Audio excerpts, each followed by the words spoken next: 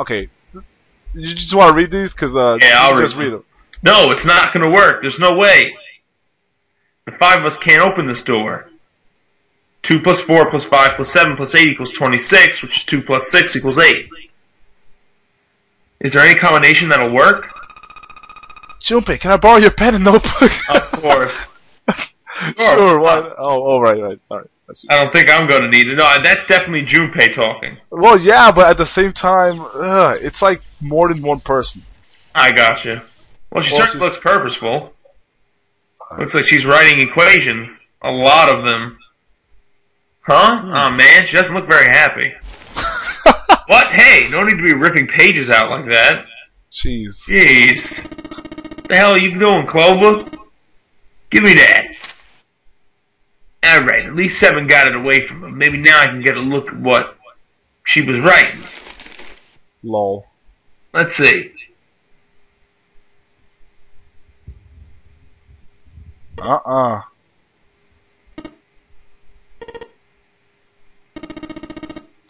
Then there's no other way? Lotus. Looks like she figured it out, though. Man, this is just too cruel. It's okay. Go. Lotus. Come on, you know we can't do that. Oh, don't give me that. I'm sure you'd love to get rid of me. God damn it, you idiot. Whoa, hell did that come from? Looks like she expected that about as much as I did. Without, if you're not... Look, it'd be bad, alright? For a cop, he sure doesn't have much... For a cop, he sure doesn't have much confidence. Dad? Yeah. If there were assholes like you around, I'd be out of a job. Wow. What? Look, I'm just not leaving you behind, alright? End of story. 7. He's right, I'm not leaving you either. Me too. You don't honestly think I'd abandon you, did you? You're all idiots. Act as tough as you want, Lotus. We can all see her about to cry. That being said, however... I doubt we would be able to open the door anyway, even if we were able to leave Lotus behind. Huh? Why? I trust you remember what happened to Ace. I couldn't see exactly what happened, but I was able to guess what he was attempting to do earlier at the RED.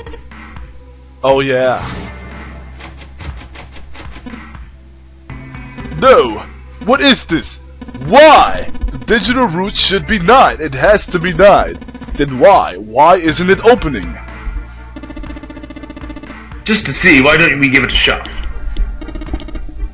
Give it a shot? Yes, that is what I said.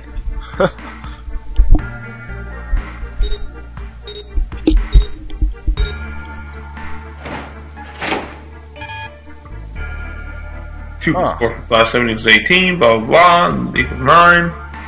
It's not opening. How the fuck are we gonna get out of here? You were right. It ain't opening.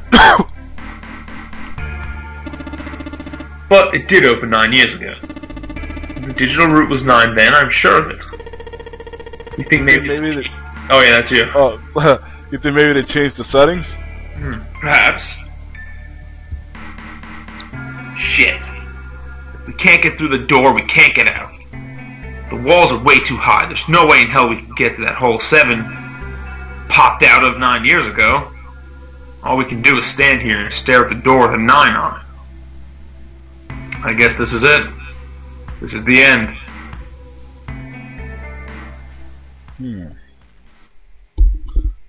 And now, the final puzzle of the game. Alright, you can do it. I was watching. I had watched everything that was reflected in his eyes. I was listening. Every sound that vibrated in his eardrums I heard. Smell, taste, touch. I felt everything he felt. I knew. I knew everything about him. What he was thinking, what he was feeling, what he was sensing. All of his feelings and worries and fears became mine. My mind, my consciousness was inside of him. Through the morphic fields that we were resonant and we were as one. I was him, and at the same time I was an observer. It started with a tremendous noise like a clap of thunder. That was approximately 9 hours ago. A bomb had gone off on the ship we were on. That was when my resonance with him began. My resonant event melted into him and we became one inside of Junpei. Somehow I found myself in Junpei's mind 9 years in the future. But I didn't lose myself. I was living in two realities at once. One was the present and the other was the future. Perhaps you can think of it as two movies showing on the same screen at the same time. Eventually, it becomes difficult to separate them and determine which movie is which. However, if I concentrate, I was able to focus on one or the other. That was why I was able to grasp what was happening in front of me. Come on, over here! That was my brother, Aoi. He was... Oh shit, oh, never mind, continue. My brother, Aoi, he was screaming. I'll just delete that part. I followed him. Around me were 7 other children. They all looked like they were about my age. Come on, hurry up. We ran down a long straight hallway and burst into a large hospital room.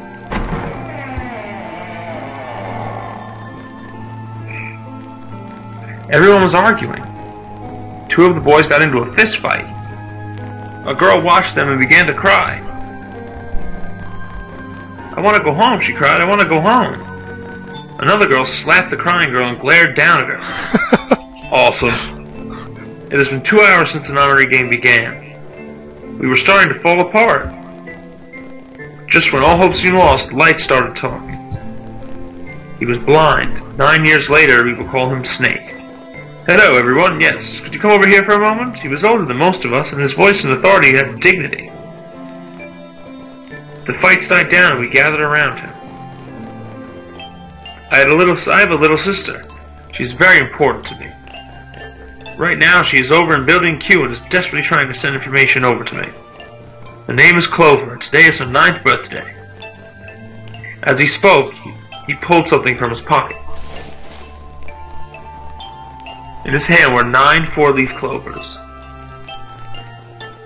I was going to give these to her as a birthday present. I was outside picking them when I was abducted. I'm sure I've already told you, but I am blind. Oh yes, guys, if you notice, this is one of Lotus's daughters. Yeah. Yeah. For a man who can't see, collecting 9 on a very specific plan is, well, it's difficult. But my sister means a great deal to me, and I hope that these would show her how much I care for her. Since it's her 9th birthday, I thought 9 4-leaf clovers would be appropriate.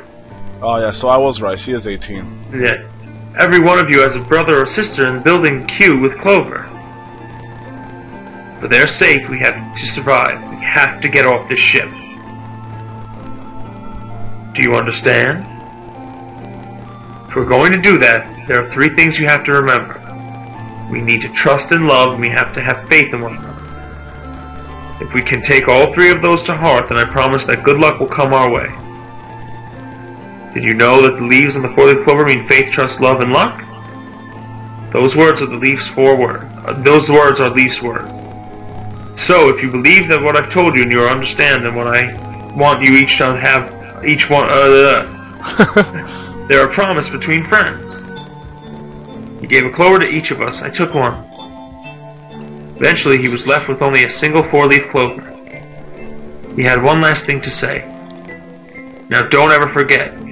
So long as you have that, we will always be connected. Do you understand?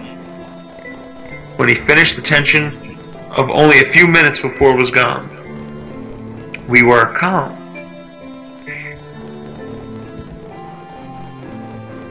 After that, we ran around the ship for a while longer and opened several of the numbered doors until we finally found a door with the number 9 on it. In fact, there were 2 doors with 9 on them, and we found them in the chapel. We split into 2 groups and walked through the doors.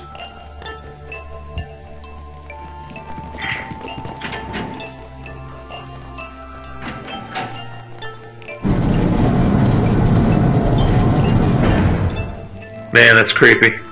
Mm-hmm. Before long, we all found ourselves in a room with a ceiling that looked like an upside-down funnel. For some reason, the room had another number 9, but this time it was the only one. But there was only one door. That meant only 5 people could escape. What are we going to do? There aren't any other doors. We began to panic. Then, as if things had not gotten bad enough already,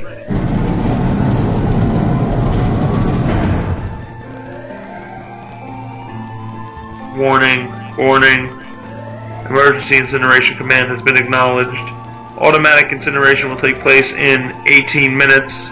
Please evacuate the incinerator immediately. Repeat. Emergency incineration command has been acknowledged. What? What's happening? What did that thing say? That didn't sound good. My brother Owie swallowed hard and answered. I think it means this room is going to burn. Uh-oh. Burn.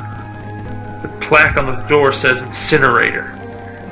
And that voice said that the incineration is about to start, and incinerate means to burn. No! Help me! No. Abject terror filled the room, so everyone began to scream and cry. Every pair of eyes were filled with despair. Then, high up on the wall, a door opened and a man appeared. He was a huge, frightening mountain of a man, as large as a bear. 9 years later, we would call him 7. Don't worry, kids. I'm not your enemy. I'm one of the good guys. I'm a detective. I'm here to rescue you. The rest happened just like 7 had said it did. 4 of us who had stayed behind were saved by 7. We crawled through the vent away from the incinerator and slid down into the hole. We came out on the other side of door 9. On the wall opposite of the door was a set of double doors. We went through those and began to run up the spiral stairs. As we ran, I led the way. Behind me were Nona, my brother Owie, Snake, and 7. The other children, the ones who had gone through door 9 before us, were up ahead. I could hear them cheering each other on. We ran and ran and ran. We leapt across as many stairs as we could and kept running. The stairs spiraled upward like a tornado. Eventually I pulled ahead of the rest. Perhaps Nona had slowed them down. I didn't want to lose them, so I slowed down as well.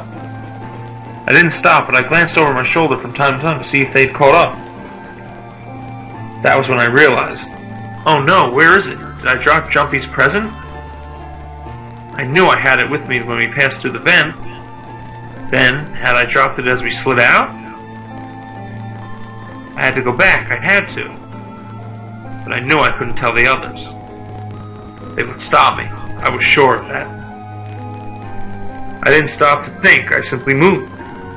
I ran to the central hall in the room that connected all the other areas of the ship. And hid in the shadows, and a moment later I felt a run of wind as they ran past me up the staircase. Oh my goodness. I waited until they were out of sight and then ran. Then I ran. I moved as quietly as I could down, down, down. Finally I reached the bottom deck.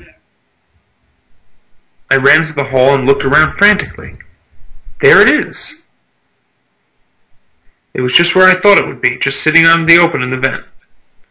I ran over, snatched it from the floor, but as I ran back towards the stairs in freedom,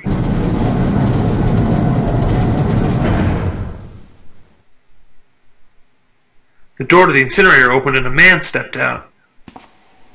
It was Hongo.